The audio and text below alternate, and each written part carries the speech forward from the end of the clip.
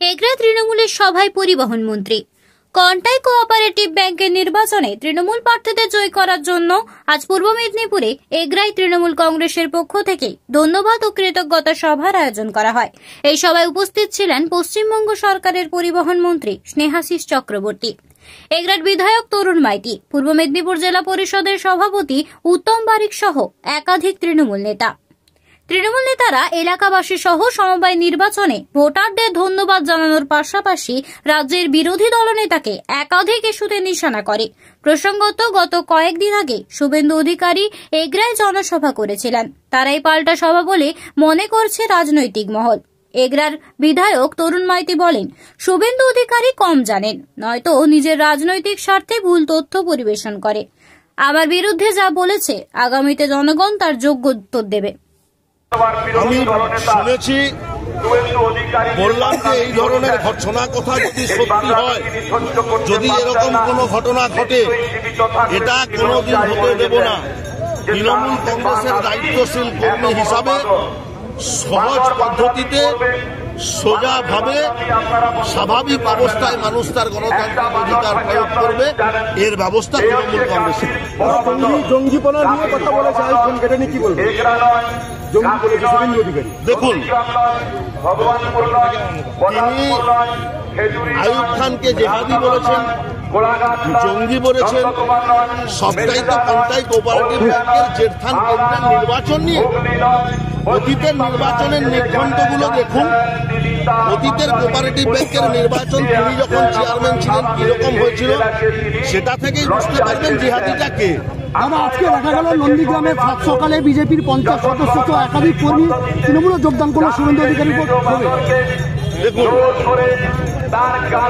আজকে ভারতীয় জনতা পার্টি যারা পুরনো নেতৃত্ব কর্মীরা আছেন, যারা মাথার ঘাম পায়ে ফেলে রক্ত ঝরিয়ে এই ভারতীয় জনতা পার্টিটা তৈরি করেছিলেন, তারা কখনো কোনোদিন ভাবেনি একটি ভাড়াটিয়া প্লেয়ার এসে পার্টিটাকে দখল করে পৈতৃক সম্পত্তি বানানোর চেষ্টা করবে। তাই যে সমস্ত বিজেপির কর্মীদের মধ্যে শুভবুদ্ধির উদ্ভব হয়েছে, তারা তৃণমূল কংগ্রেসে চলে আসছে। আজও যারা দাঁড়িয়ে বাড়িতে ঘরে বসে বসে ভাবছেন কি করবো, তাদের কাছেও বার্তা দেব, আসুন মমতা বন্দ্যোপাধ্যায়ের ঝান্ডা ধরুন, অভিষেক বন্দ্যোপাধ্যায়ের নেতৃত্বে লড়াই করুন, বাংলার মানুষের উন্নয়ন করুন, বাংলার উন্নয়নকে ত্বরান্বিত করুন, বাংলাকে বিশ্ববন্দিত। কোনো প্রয়োজন নেই, কারণ আমাদের আদালত হচ্ছে জনতার আদালত। আমরা নির্বাচনে যাই, মানুষের কাছে মানুষের মতামত গ্রহণ করি, মানুষ যাকে গ্রহণ করে তিনি নেতা, সেখানেই বিচার হয়। এবং আমরা মানুষের ওপর ছাড়ছি, মানুষ আমাদের সঙ্গে থাকলেই বিচারটা হয়ে যায়। সেক্ষেত্রে সামনেই রয়েছে কার্ড ব্যাংকের নির্বাচন, সেক্ষেত্রে কি আপনারা কোনো আইনি গ্রহণ করবেন? কার্ড ব্যাংক তো এখনো নির্বাচন ঘোষণা করেনি, কেবলমাত্র চূড়ান্ত ভোটার তালিকা প্রকাশ করেছে। ভোটিংয়ের দিনক্ষণ, জায়গা, এগুলো কিছু এখনো নোটিশ আকারে বেরোয়নি। ভেতরে ভেতরে তিনি চেয়ারম্যান থাকার কারণে কিছু হয়তো গোপনে গোপনে করছে। যদি আমরা দেখি যে কোনো নিয়ম বিরুদ্ধ কাজ হচ্ছে তার চেয়ারম্যানশিপে, তখন আমরা নিশ্চয়ই আইনি ব্যবস্থা গ্রহণ করব। এটা কি কন্টাই কোঅপারেটিভ ব্যাংকের পাল্টা হিসেবে ধরছে? না, কন্টাই কোঅপারেটিভ ব্যাংকের পাল্টা নয়। ব্যাপারটা যে কন্টাই কোঅপারেটিভ ব্যাংকের সঙ্গে চেয়ারম্যান হিসেবে কেউ যুক্ত ছিলেন না।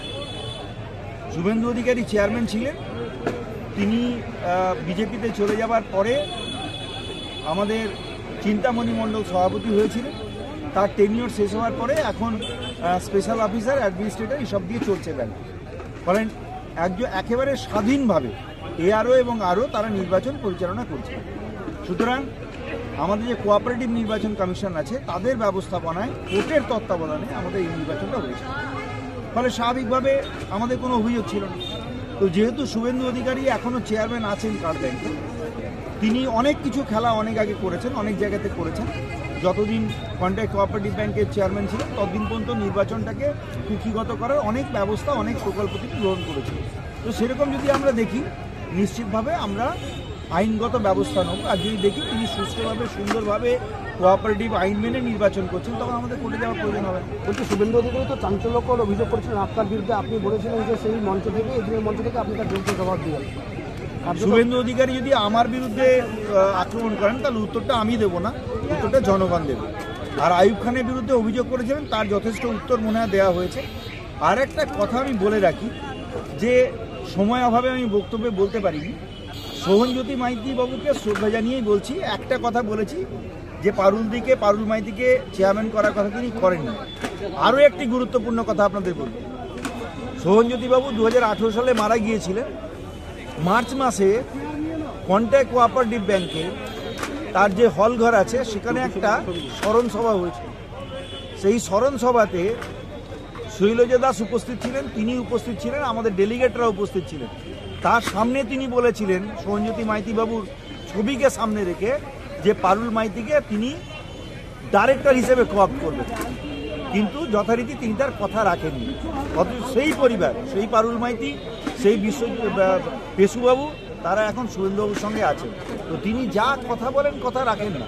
আজকে মুসলিমদের বিরুদ্ধে তিনি বলছেন, যখন সোহনজ্যোতিবাবু মারা গিয়েছিলেন, তিনি এই ব্যাংকের ডাইরেক্টর ছিলেন, তিনি কন্টাই এগরা ব্রাঞ্চটা দেখতেন।